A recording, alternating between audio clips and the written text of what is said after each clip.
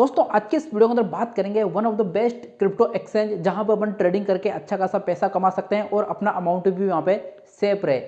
India की बात करें तो जो एफआईयू के अंदर रजिस्टर्ड एक्सचेंज है वही इंडिया के अंदर इस टाइम पे रन में है या फिर अपना यहाँ पे बिजनेस कर पा रही है, वरना इस टाइम पे काफ़ी सारी ऐसी बड़ी बड़ी एक्सचेंज, टॉप मोस्ट एक्सचेंजों में से भी बड़ी बड़ी एक्सचेंज है जो इंडिया के अंदर इस टाइम पे नहीं चल रही है। बुल रन चल रहा है, बिटकॉइन ऑलमोस्ट $1 लाख के आसपास चल रहा है, हर कोइन यहाँ पे पंप कर रहा है। लेकिन आम इन्वेस्टर, एक नया इन्वेस्टर, जो पुराने इन्वेस्टर हो चाहे नया इन्वेस्टर हो, सबसे बड़ी दिक्कत है कि कहाँ इन्वेस्टमेंट करे, कौन सी एक्सचेंज पे इन्वेस्टमेंट करे जहां अपना फंड सेफ रहे।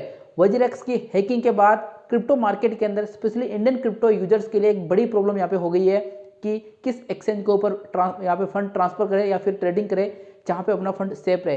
तो आज की इस वीडियो के अंदर बेस्ट एक्सचेंज के बारे में डिस्कस करने वाला हूँ, जिससे आपको एक आइडिया लग जाएगा कि किस एक्सचेंज के ऊपर ट्रेडिंग करनी चाहिए, किस पर नहीं करनी चाहिए, कितना फंड किस एक्सचेंज के ऊपर रखना चाहिए, क्या एक ही एक्सचेंज यूज करनी चाहिए या फिर 3-4 एक्सचेंज यूज करनी चाहिए। इस बारे में मैं आपको पूरी डिटेल शेयर करने वाला हूँ। इंपॉर्टेंट वीडियो है, लास्ट तक जरूर देखना। कंटेंट आपको 10% नॉलेजेबल लगे सब्सक्राइब जरूर करना और ये वीडियो अपने दोस्तों तक जरूर शेयर कर देना ताकि उनको भी पता चले कि इंडिया के अंदर बेस्ट एक्सचेंज कौन सी है जहां पे अपन ट्रेड करें विथ एफआईयू, यानी कि इंडिया की जो गाइडलाइन है गवर्नमेंट की उसके अंदर रजिस्टर्ड वो एक्सचेंज होनी चाहिए यहाँ पे।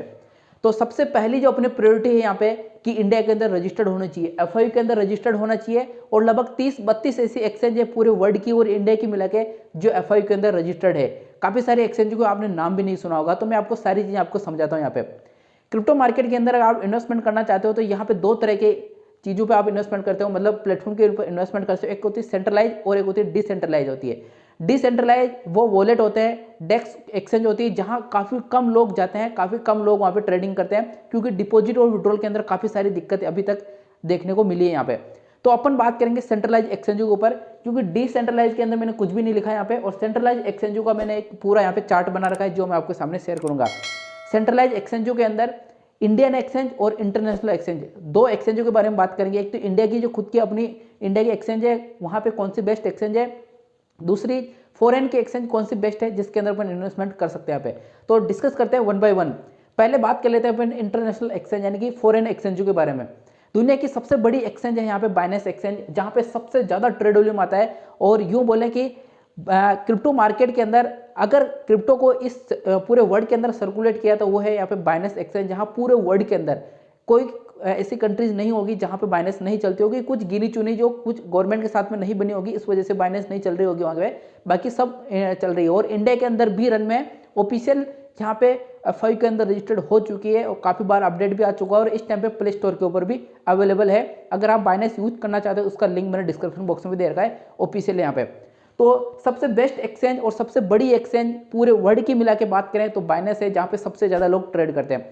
दूसरे नंबर की सब एक्सचेंज आती है बाइबिट, फिर आती है Coinbase exchange, OKX exchange, Bitget, Kraken, KuCoin, गेट.io, बिंगएक्स। लेकिन इन एक्सचेंजों में से काफ़ी सारी ऐसी एक्सचेंज है जो इंडिया के अंदर रन में नहीं है, यानी कि एफआईयू के अंदर रजिस्टर्ड यहाँ पे नहीं है। अभी फॉरेन की बात करें तो सिर्फ 2 या 3 ऐसी एक्सचेंज है जहां पे फॉरेन के एक्सचेंज यानी कि इंटरनेशनल एक्सचेंज इंडिया के अंदर रजिस्टर्ड है। पहली एक्सचेंज है बाइनेंस एक्सचेंज, जो अपनी इंडियन गाइडलाइन के हिसाब से रजिस्टर्ड, यानी कि गवर्नमेंट जो चाह रही है वो चीज़ें इनके साथ में शेयर कर रही है। मतलब डेटा हो, चाहे ट्रांजेक्शन हिस्ट्री हो, चाहे कितना फंड ट्रांसफर हो रहा है, कहाँ हो रहा है, सारी चीज़ें अगर गवर्नमेंट चाहेगी तो बाइनेंस से ले सकती है। एफआईयू के अंदर रजिस्टर्ड है। रजिस्टर्ड नहीं है वो है बाइबिट एक्सचेंज, जो पहले यहाँ पे चल रही थी अच्छी इंडिया के अंदर, लेकिन पिछले 2 महीने से इसको भी इन्होंने प्ले स्टोर से हटा दिया। यहाँ पे अब बाइबिट नए डाउनलोड नहीं कर सकते, पुराने जिनके मोबाइल में है वो तो अच्छे से चल रही है, अच्छे से काम कर रही है, लेकिन नए डाउनलोड नहीं कर सकते क्योंकि प्ले स्टोर से यहाँ पे बाइबिट को हटा दिया गवर्नमेंट ने यहाँ पे।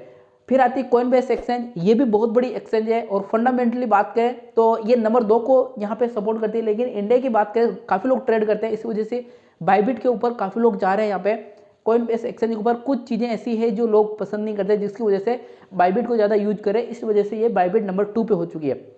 वरना पहले बाइनेंस नंबर 1 थी, दूसरे नंबर पे कॉइनबेस थी, जो इस टाइम पे तीसरे नंबर पे है।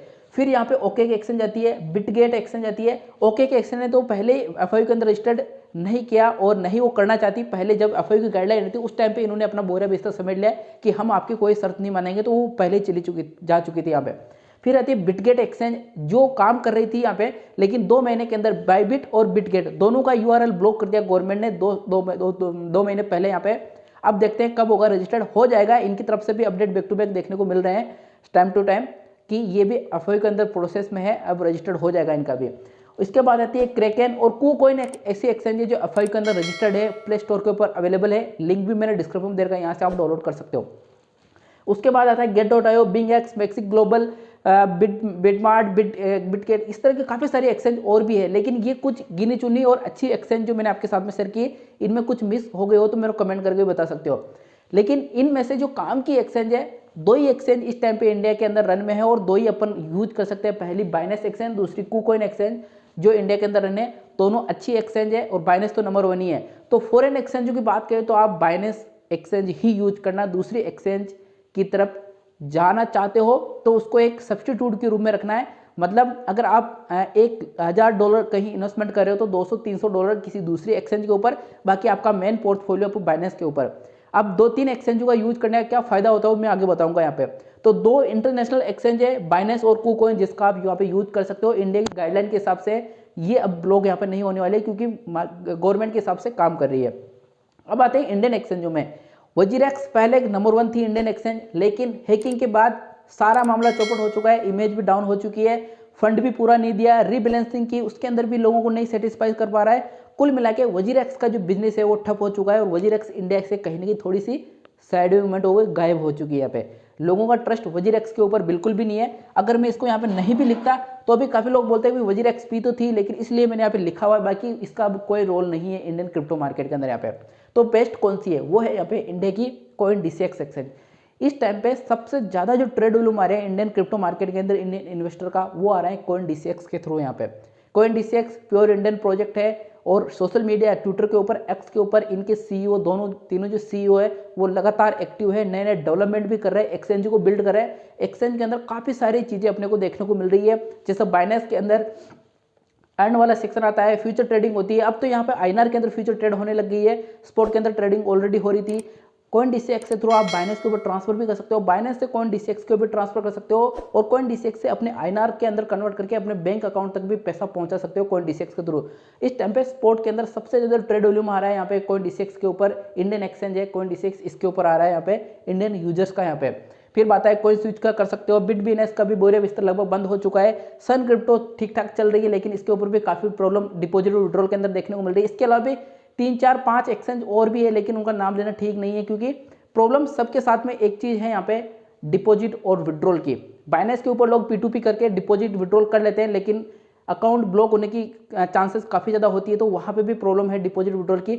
लेकिन अगर मैं आपको सजेस्ट करूं या फिर मैं पर्सनली यूज करता हूं, अगर मेरा पिछले वाले वीडियोस देखोगे तो बाइनेंस, कूकॉइन और CoinDCX ये 3 एक्सचेंज में सबसे ज्यादा प्रीफर करता हूं और इन तीनों एक्सचेंज का मैं बराबर यूज करता हूं। अब मैं 2 से 3-4 एक्सचेंज क्यों यूज करता हूं वो मैं आपको बताता हूं। एक एग्जांपल लीजिए वजीरेक्स का। अगर मेरा सारा पोर्टफोलियो वजीरेक्स के ऊपर होता है यहाँ पे और वजीरेक्स जब हैक हुई तो वजीरेक्स के ऊपर जो फंड पड़ा था वो सारा मेरा यहाँ पे लॉस हो जाता है, गायब हो जाता है या फिर हैक हो जाता है और जितना मिलना चाहिए था उतना मिलता नहीं है। लेकिन अगर मेरे पास $1000 है, $400-500 मैंने मैक्सिमम फंड बाइनेंस के ऊपर रखा है, CoinDCX के ऊपर पड़ा हुआ है, इसके अलावा कूकॉइन के ऊपर पड़ा हुआ है, तो अगर किसी एक एक्सचेंज के ऊपर प्रॉब्लम आती है, डिपॉजिट विड्रॉल की, हैक की प्रॉब्लम आती है, तो मेरा सारा लॉस नहीं होगा यहाँ पे।